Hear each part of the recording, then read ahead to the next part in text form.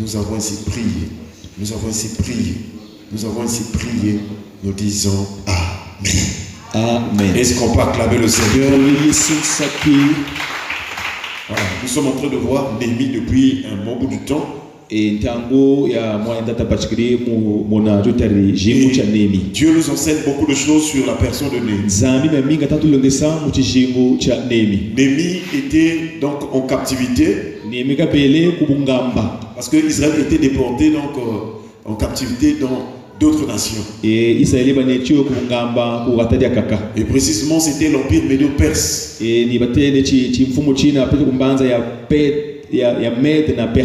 Et Israël ou Jérusalem était en ruine.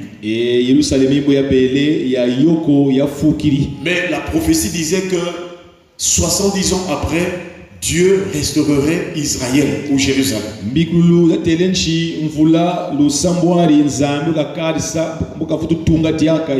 L'écriture dit déjà que c'est le prophète Ésaïe qui en avait parlé. Il avait même cité le souverain médo-perse, c'est-à-dire Cyrus.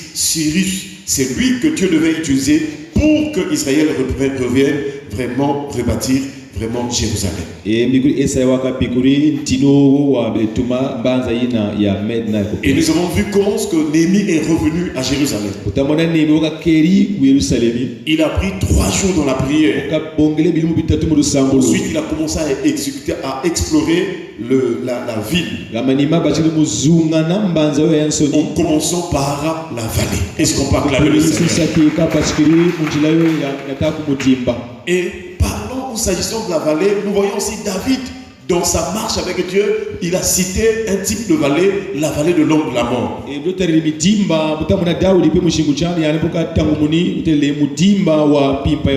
Nous avons compris déjà avec les Écritures que quand on parle de la mort, il peut s'agir aussi des souffrances, des difficultés, des maladies, de la ruine. Et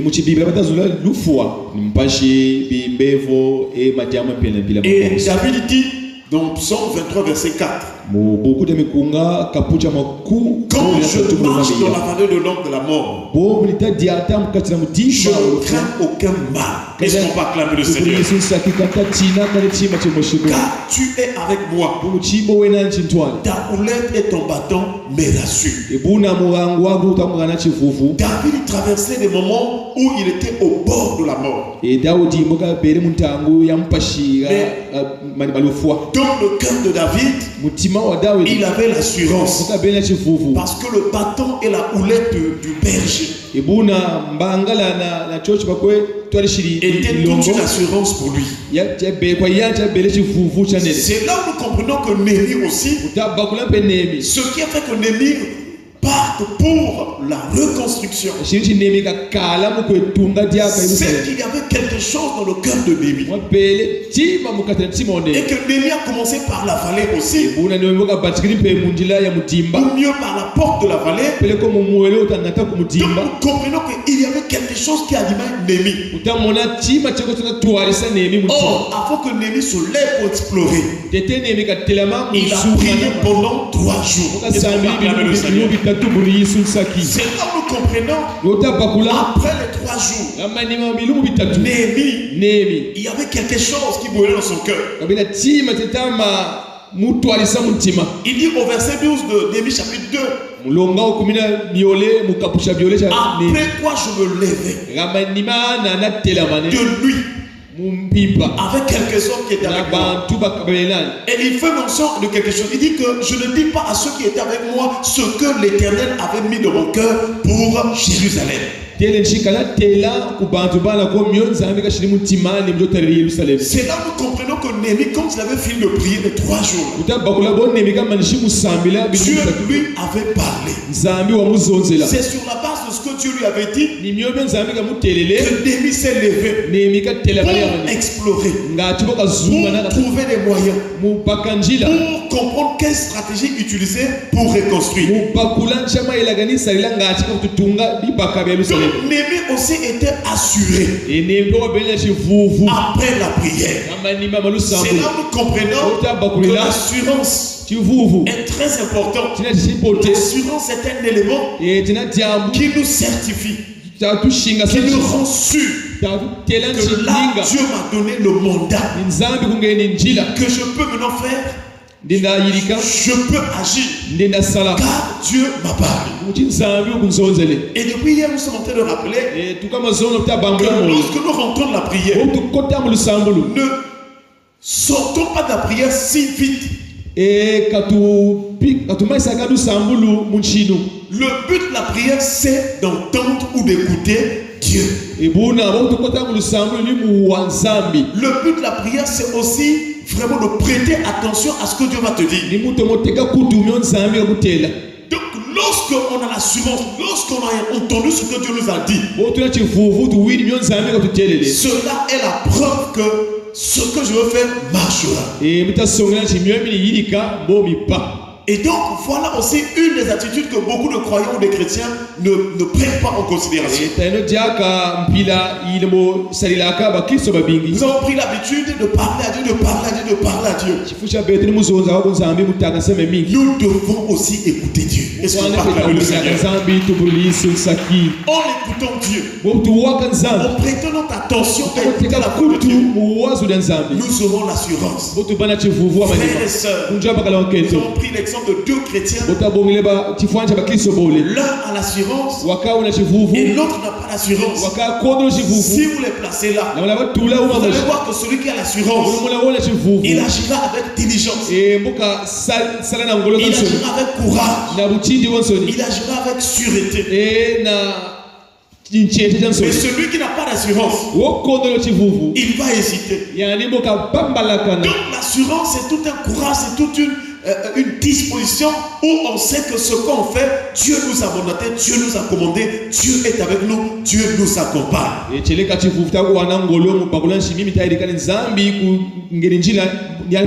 C'est là où nous comprenons que tous ceux qui ont marché avec Dieu dans la foi, ils avaient l'assurance.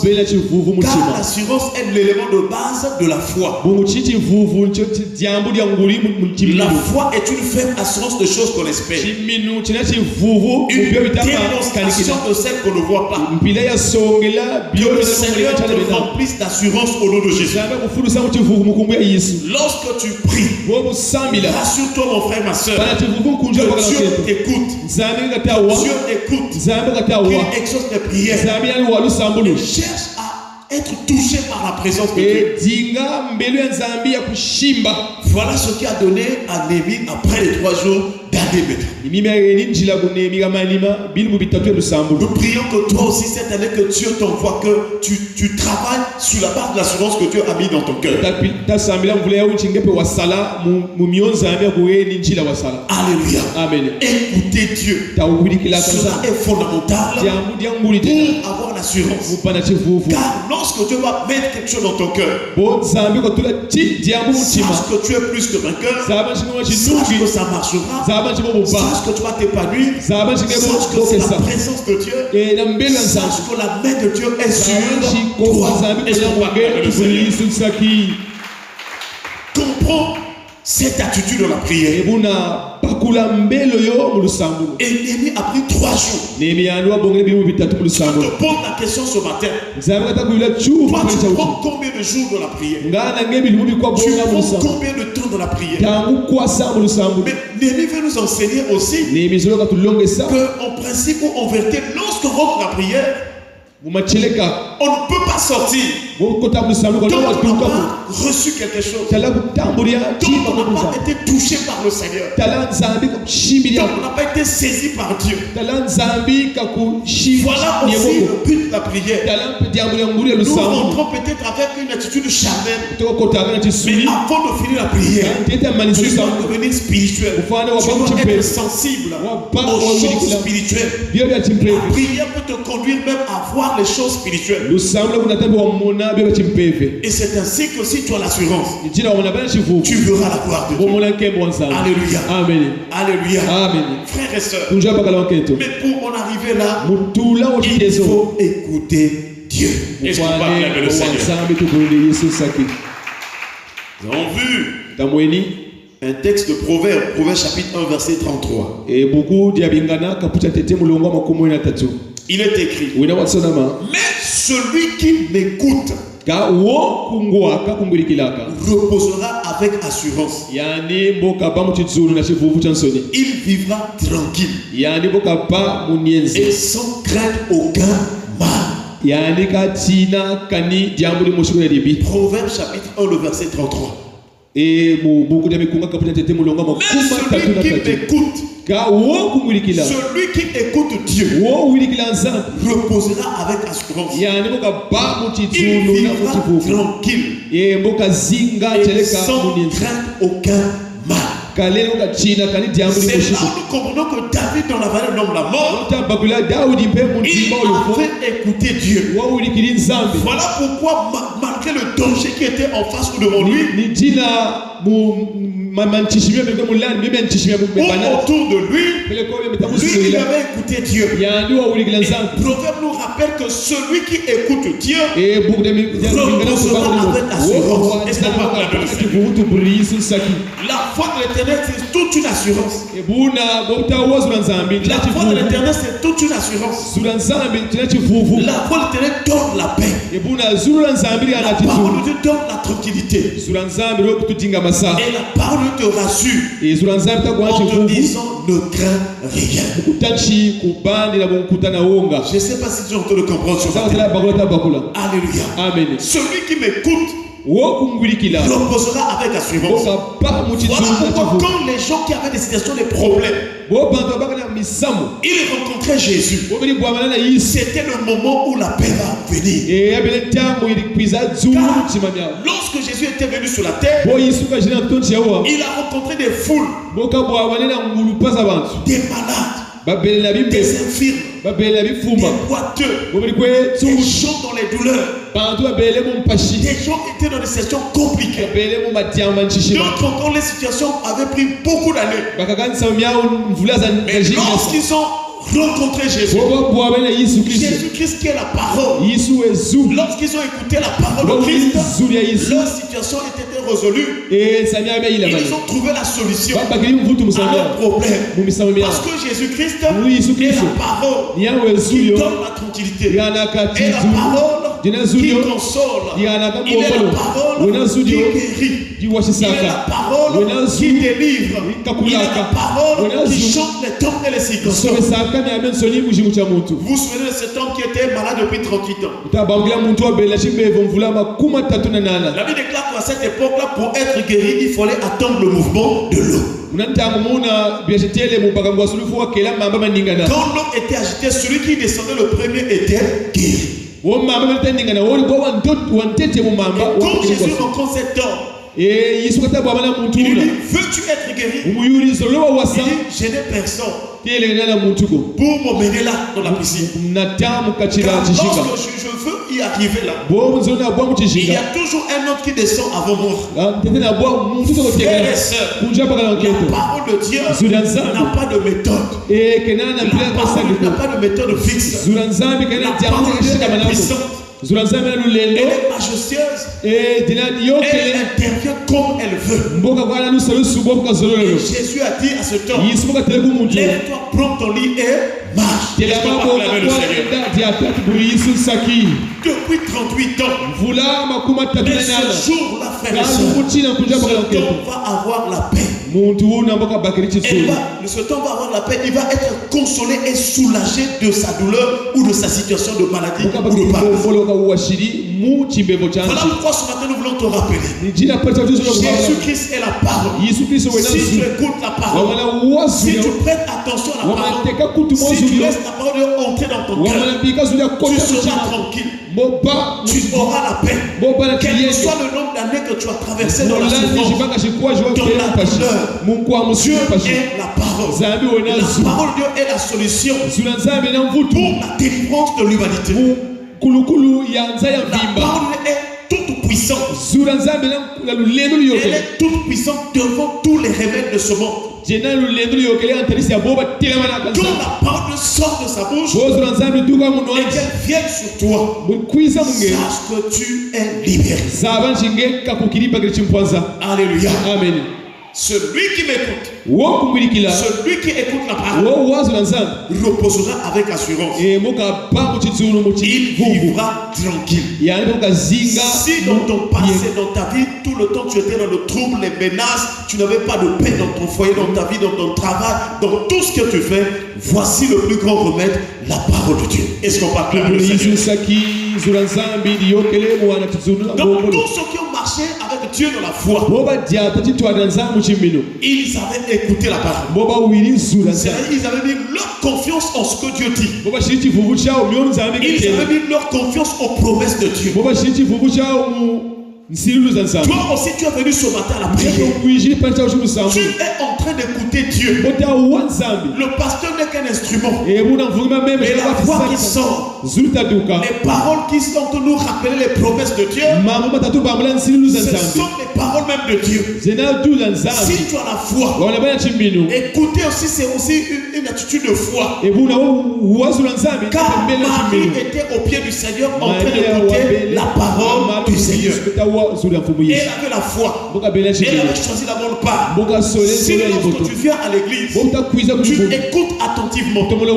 Frères et sœurs, tu auras la paix. Car lorsque tu écoutes la parole avec la foi, on reçoit la puissance de l'œuvre du Saint-Esprit.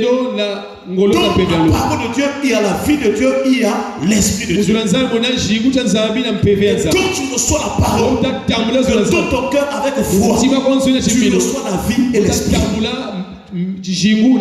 Or, là où il y a l'esprit de Dieu, là est la liberté. Est-ce qu'on va acclamer le Seigneur? Que la parole de Dieu te délivre ce matin au nom de Jésus. Que la parole de Dieu te donne la paix ce matin au nom de Jésus. Où que tu iras, nous prions que la parole de Dieu soit en toi. Alléluia. Amen. Que la parole de Dieu te donne la tranquillité, te donne la paix, te donne la consolation, te donne l'assurance. Frères et sœurs, si tu as la parole, rassure-toi que le Seigneur est en toi et ça marchera. Quels que soient les combats de nuit comme de jour, si tu as la parole chassera les démons. La parole chasse les démons. La parole anéantit la puissance de l'ennemi. Si les choses que le diable craint, c'est la parole de Dieu. Que la parole de Dieu nous délivre ce matin au nom de Jésus. Que nos oreilles soient attentives à la parole de Dieu au nom de Jésus. Que la parole de Dieu se répande dans ce quartier au nom de Jésus. Que la parole de Dieu touche les cœurs au nom de Jésus. Que la parole de Dieu ajoute quand même dans ta famille au nom de Jésus. Que la parole de Dieu te visite et t'accorde la guérison, la paix et la joie au nom de Jésus. Qu'à partir de ce matin, sois dans l'assurance que j'étais dans la présence de Dieu. Dieu m'a parlé. J'ai écouté Dieu. Il y a des moments de la prière, tu peux dire Seigneur, toi qui m'as parlé. Seigneur, toi qui m'as parlé. Toi qui m'as dit telle chose, agis. Et le Seigneur agira. Est-ce qu'on va acclamer le Seigneur? Laissons les têtes dans la prière.